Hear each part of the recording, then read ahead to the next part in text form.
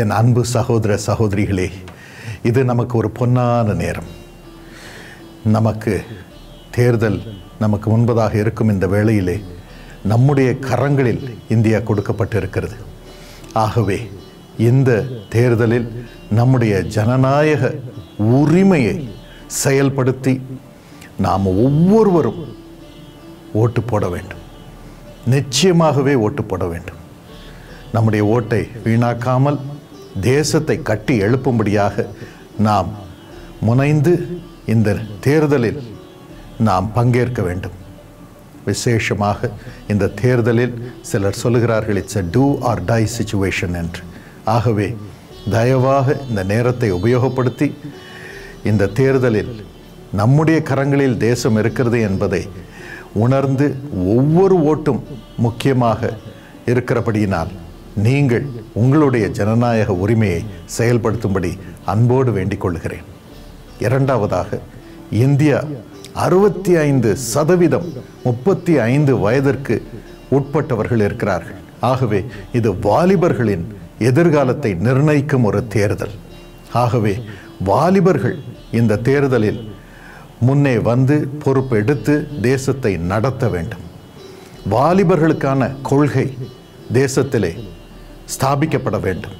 வாலிபர்களுக்கு ஒரு எதிர்காலம் உண்டாக தேசத்தின் கொள்கைகள் அமைக்கப்பட வேண்டும். ஆகவே வாலிபர்கள் முன்னேறத்தக்கதாக அவர்களுடைய பொறுப்பில் தேசத்தை ஒப்புக்கொடுக்கும்படியாக நாம் திட்டங்களை தீட்டுவோம், நாம் செயல்படுவோம். அதோடு கூட வாலிபர்களுடைய படிப்பு, வேலைக்கேற்ற கல்வி தர வேண்டும். அப்படிப்பட்ட ஒரு அரசாங்கம் அமைய வேண்டும். அந்த கல்வியை கற்ற பிறகு அத்தனை பேருக்கும் நல்ல வேலை கிடைக்க வேண்டும். ஏதோ ஒரு வேலை அல்ல, விலைவாசி உயர்ந்திருக்கும் இந்த காலத்திலே அதற்கேற்ற வேலை கிடைக்க வேண்டும், வருமானம் வர வேண்டும். அப்பொழுதுதான் வாலிபர்களுக்கு ஒரு எதிர்காலம் இருக்கும். அவர்களுடைய குடும்ப வாழ்க்கையை ஆரம்பிக்கும் பொழுது அவர்களுடைய குடும்ப வாழ்க்கை சமாதானமாக இருக்கும். ஆகவே அதை மனதில் வைத்து செயல்படுவோம். இன்னும் முக்கியமாக கடைசியாக, எல்லாரும் ஜாதி இன மத வேறுபாடின்றி இந்தியர்களாக சகோதர சகோதரிகளாக நாங்கள் இருக்கிறோம் என்று இந்திய பிளட்ஜை நாம் சொல்லுவது போல உண்மையாகவே அனைவரும் ஒரு வேறுபாடின்றி சகோதர சகோதரிகளாக வாழத்தக்கதாக அப்படிப்பட்ட ஒரு அரசாங்கம் அமைந்து அத்தனை பேரையும் சுமக்கும் ஒரு அரசாங்கமாக, பிரதம மந்திரி அத்தனை பேரையும் ஒரு தகப்பனாக இல்லையென்றால் ஒரு தாயாக இருந்து அத்தனை பேரையும் ஒரே விதமாக அன்பு கூர்ந்து சுமக்கும்படியாக அமையும்படியாக செயல்படுவோம். அப்பொழுதுதான் தேசத்திலே சமாதானம் நிலைத்திருக்கும். அத்தனை பேரும் சேர்ந்து தேசத்தின் பொருளாதாரத்திற்காக, முன்னேற்றத்திற்காக சமாதானத்தோடு உழைக்க முடியும். சமாதானத்தோடு தேசத்தின் பொருளாதாரம் பெருகும். அதன் மத்தியில் செழிப்பு உண்டாகும். அத்தனை பேரும் வாழ்வார்கள். ஆகவே இந்த சமாதானம் யாவருக்குள்ளும் வரத்தக்கதான 72 மணி நேரம் நாம் தேசத்திலே இந்த தேர்தலில் உண்மை இருக்க வேண்டும், சமாதானம் இருக்க வேண்டும், சரியான மக்களை ஜனங்கள் தேர்ந்தெடுக்க வேண்டும், சரியான அரசு அமைய வேண்டும் என்று நாம் போராடி பிரார்த்தனை செய்திருக்கிறோம். 100 பட்டணங்களில் இயேசு அழைக்கிறாருடைய NPMA மூலமாக நாம் பிரார்த்தனை செய்திருக்கிறோம். தேசிய ஜெப தலைவர்கள் அத்தனை இடத்திலும் இருந்து கூடி நம்மை ஜெபத்தில் ஆயிரக்கணக்கான ஜனங்கள் ஒவ்வொரு இடத்திலும் கூடி ஜெபிக்கும்படியாக வழி நடத்தி இருக்கிறார்கள். ஆனால் இப்பொழுதோ அந்த ஜெபத்திற்கு பலனாக நாம் ஜெபத்தின் விளைவை செயல்படுத்தும்படியாக நாம் ஓட்டு போட வேண்டியது அவசியமாக இருக்கிறது. ஜெபித்தோம், ஆனால் இப்பொழுது செயல்பட போகிறோம். ஓட்டு போடுவோம். எதிர்காலத்தை நம்முடைய வாலிபர்கள் கரங்களிலே கொடுப்போம். இந்தியா முன்னேறட்டும், இந்தியா வாழட்டும். நம்முடைய கரங்களில் இருக்கும் இந்த ஜனநாயக உரிமையை இப்பொழுது செயல்படுத்துவோம்.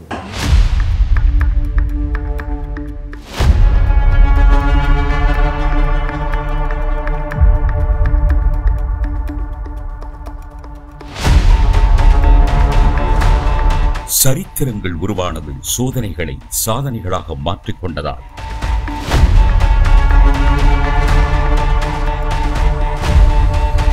ஆம், கண்ணீரோடே விதைக்கிறவர்கள் கம்பீரத்தோടെ அறுப்பார்கள். 20 ஆண்டுகளாக நம் இந்திய தேசத்தின் பொது தேர்தலின் போது கண்ணீரோடு நாம் ஜெபிக்கும் ஒவ்வொரு ஜெபத்தையும் இறைவன் இயேசு கம்பீரத்தோடு அறுக்கச் செய்தார். 2004ஆம் ஆண்டு தொடங்கப்பட்ட இந்த 72 மணி நேர தேசத்திற்கான பிரார்த்தனை சோதனையை சாதனையாக மாற்றி இன்று சரித்திரமானது. அதைத் தொடர்ந்து 2009, 2014, 2019, இன்று 2024 சுமார் 20 வருடங்களாக தொடர்ந்து தேசத்திற்காக ஜெபித்து வருகிறோம். ஏப்ரல் 8ஆம் தேதி தமிழ்நாட்டில் சென்னையில் டாக்டர் பால் தினகரன் மற்றும் குடும்பத்தினர், பல்வேறு திருச்சபை தலைவர்கள், பொதுமக்கள் என திரண்டு வந்த யாவரோடும் தேசத்திற்காக இந்த 72 மணி நேர பிரார்த்தனையானது தொடங்கப்பட்டது. எதற்காக 72 மணி நேரம் நாம் ஜெபம் பண்ண வேண்டும்?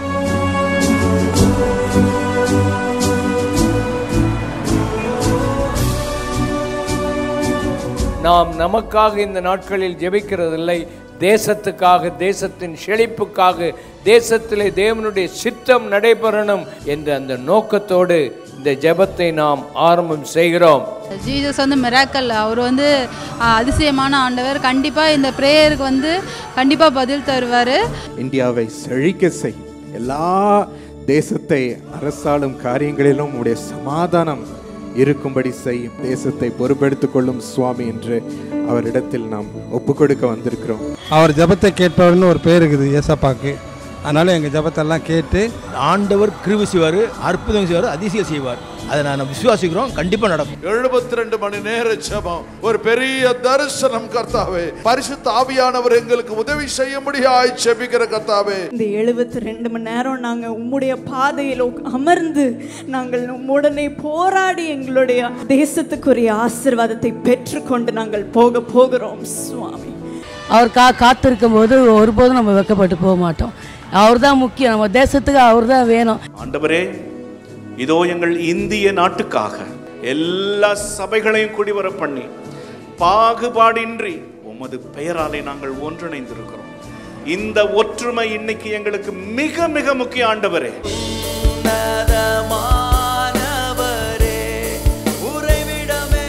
ஜெபிச்சா தேசத்தில் ஒரு விடுதலை உண்டாகும்.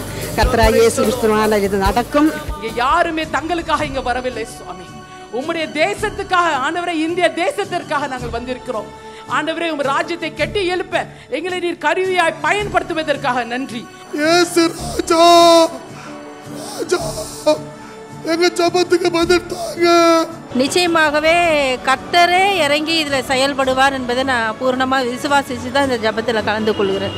எல்லார் கருத்தாக தேசத்தை ஆளுகிற அதிகாரம் உம்முடைய கைகளில் இருக்கிறது. ஆண்டவரே, தமக்கு சித்தமானவனை நீர் ஆண்டவர் அதிகாரியாக ஏற்படுத்துகிறீர். ஆண்டவரே, இது ஒரு பெரிய தாக்கத்தை உண்டாக்கும். இந்த தேசம் முழுவதையும் அவருடைய வருகை கண்டு கர்த்தர் ஆயத்தப்படுத்த போகிறார். ஆண்டவரே, எங்கள் இந்திய தேசத்திலே எல்லா துறைகளிலும் உம்முடைய பிள்ளைகள் உயர்த்தப்பட்டிருப்பார்களாக. மாணவ செல்வங்களை உருவாக்கும் பணியில் நிறுவனங்கள் அனைத்தும் அரசாங்கத்தின் ஆதரவோடு நன்முறையில் செயல்பட உம்மிடம் நாங்கள் வேண்டிக் கொண்டிருக்கின்றோம்.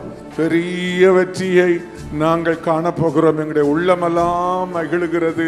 ஒரு காலத்தில் ஆண்டவருடைய பிள்ளைகளை நான் கொன்று கொண்டிருந்தேன். ஆனால் இப்பொழுதோ இந்த 72 மணி நேர ஜெபத்திற்கு பிறகு அவருக்காக என் உயிரையே கொடுக்க நான் ஆயத்தமாக இருக்கிறேன் என்று சொல்லுகிறவர்கள் எழும்பும்படியாக கர்த்தர் இந்த ஜெபத்திற்கு பதிலை கொடுக்க போகிறார். ஆண்டவர் அநேக வாலிபர்களை தீர்க்கதரிசிகளாக தேசம் முழுவதிலும் எழுப்ப போகிறார். கடைசியாக இரத்த சாட்சிகளோடு கூட சேர்ந்து நாம் ஜெபிக்க போகிறோம். ஆண்டவரே, இவர்கள் வீணாக சாகவில்லை அப்பா, அதற்கு பலன் வரணும், அதற்கு பலன் வரணும். இந்த முறை 72 மணி நேர ஜெபத்திற்கு பிறகு பலன் வரணும் சுவாமி. டாக்டர் பால் தினகரன் ஐயாவுடைய இந்த முயற்சி மிகவும் வரவேற்கத்தக்கது. தேசமெங்கிலும் அவருக்கு இருக்கிற எல்லா விதமான வாய்ப்புகளையும் பயன்படுத்தி கிறிஸ்தவ வெகு ஜனங்களை கூட்டி இப்படிப்பட்ட இந்த பிரயாசத்தை ஜெபத்தினாலே எங்கள் தேசத்தை அலங்கரிப்பது மிகப்பெரிய ஒரு ஆசீர்வாதம். இறங்கும் சுவாமி, எங்களுக்கு இறங்கும் ஐயா, இறங்கும் ஐயா, இறங்கும். Please have mercy, Lord. உமது சித்தத்தை நிறைவேற்றும் தீர்க்கதரிசிகள் இந்த 72 மணி நேர ஜெபத்திற்கு பின் எழும்பட்டும் ஏசப்பா. அவர்கள் ஜெபிக்கிற ஒவ்வொரு ஜெபமும் தீர்க்க தரிசனமாக வெளியே வரட்டும் சுவாமி. தீர்க்க தரிசனம் உரைக்கட்டும் அப்பா. ஆண்டவரே, நாங்கள் கம்பீரத்தோடு அறுக்க உதவி செய்யும் அப்பா. உதவி செய்யும் சுவாமி. We are definitely going to reap a great victory. India முழுவதும் சுமார் 100 இடங்களில் இந்த 72 மணி நேர பிரார்த்தனை தொடர்ந்து நடைபெற்றது.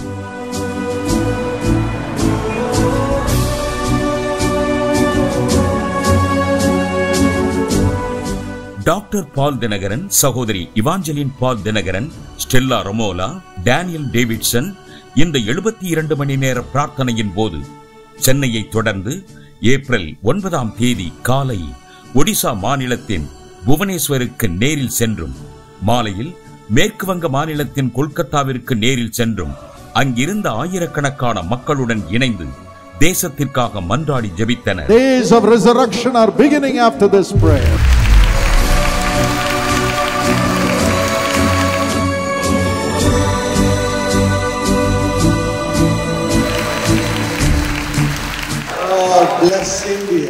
இதனைத் தொடர்ந்து ஏப்ரல் 10ஆம் தேதியன்று குஜராத்தில் உள்ள அகமதாபாத்தில் கூடி வந்த ஆயிரக்கணக்கான மக்களுடன் இணைந்து இந்திய தேசத்திற்காக ஜெபத்துபத்தை பலிபீடத்திற்கு அனுப்பி வைத்தனர். You have not come to just cry for yourself, but you have come to cry for all those souls in this nation, to bring healing and prosperity to this nation. God will heal you and your family today.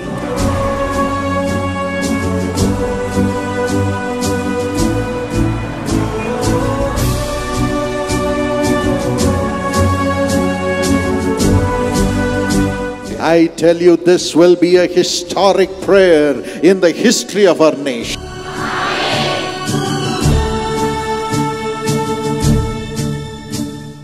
People across the nation are coming together in 100 cities and praying God's will upon the country.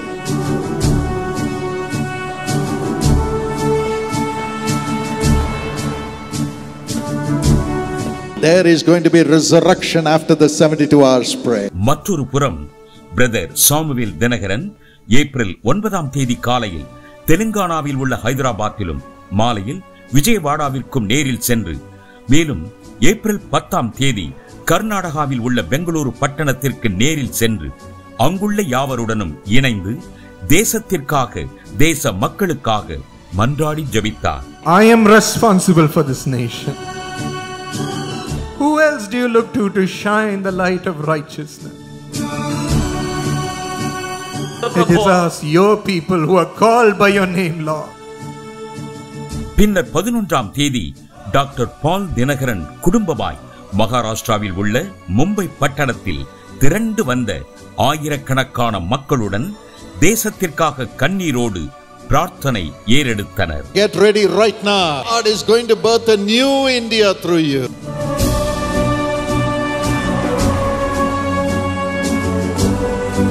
You may be a pastor, businessman, doctor, and evangelist. You may be anybody. Doesn't matter. You are God's chosen. With God, all things are possible. He says, I will make everything new. இந்த 72 மணி நேர பிரார்த்தனையை நிறைவு செய்யும் வண்ணம் இறுதியாக டெல்லியில் யாவரும் ஒன்றிணைந்து ஒரே மனதுடன் சோதனை எல்லாவற்றையும் சாதனைகளாக மாற்றி சரித்திரம் படைக்கும் இறைவன் இயேசுவிடம் இந்திய தேசத்திற்காக மன்றாட்டு ஜெபத்தை ஏறெடுத்தனர். இயேசு மசீஹ் கி ஆமென். We are moving from death to resurrection. Yes, do you say, I have gone through death? Pangs of death and destruction are facing us. But God is answering our 72 hours prayer, moving us into resurrection. No more pangs of death. Doctor Paul Dhinakaran மற்றும் குடும்பத்தினர் கடந்த 72 மணி நேரத்தில் இரவு பகல் பாராமல் சுமார் 6700 kilometre தொலைவு பயணம் செய்தும் அதே சமயத்தில் இந்தியாவில் 100 இடங்களில் நம் இந்திய தேசத்தின் நலனுக்காக, தேசத்தின் சமாதானத்திற்காக, தேசத்தின் மக்களுக்காக இரத்த சாட்சியாக இறந்த நம் முன்னோர்களின் ஜெபத்திற்கு பதிலுக்காக இறைவன் இயேசுவிடம் மன்றாடி ஜெபித்துள்ளோம்.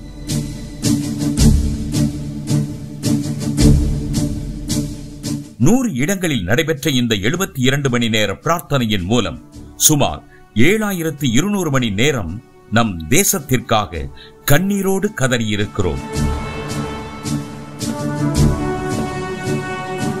அத்துடன் 13 வருடமாக 24 மணி நேரமும் டெல்லி தேசிய ஜெப கோபுரத்திலிருந்து இன்று வரை சுமார் 1,20,000 மணி நேரம் தேசத்திற்காக மன்றாட்டு ஜெபம் ஏறெடுக்கப்பட்டுள்ளது.